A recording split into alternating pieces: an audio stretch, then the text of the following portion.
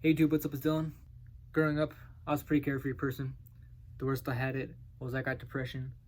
It was kind of taken care of, and I thought it was over. Then a year and a half ago, everything changed. I started to barely be able to leave the house.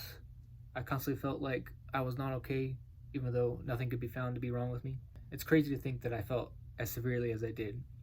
It just doesn't make sense how crazy it got. Now, it has been subdued for at least a little while, and I'm not completely consumed by this frequent sense of unwell being that I have. But even though I'm feeling a little better, I don't think I'm ever going to be really the same. There are two main things that I believe help me to feel better and that I will use looking forward. And if I get to feeling as horribly as I did at my worst, I will rely on these. Number one, out of the two things that I believed helped me the greatest, was time. My main cause of fear was that something was wrong with my body and I was not okay. I focused on heart and cardiovascular conditions mostly, but I also went to things like something being wrong with my brain.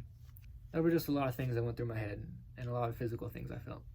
As time passed, I gradually accepted that nothing was acutely wrong with me, that I was going to make it. I started to feel better about being away from home. At my worst, I literally tried to remain pretty close to hospitals because I felt like something was going to constantly happen to me. But luckily, that was only for a short little while in specific times. Time is a great thing when you mentally feel like you're not going to be okay. If you just keep going and doing what you know you need to, and then doing as much more as you can, you'll figure out what you need to deal with and what you don't need to deal with. It'll give you time to realize what you don't need to worry about. The second primary aspect that I believe helps me greatly with dealing with feelings of unwell is purpose. Both currently and heading forward, giving yourself purposes and goals gives you a lot to work for.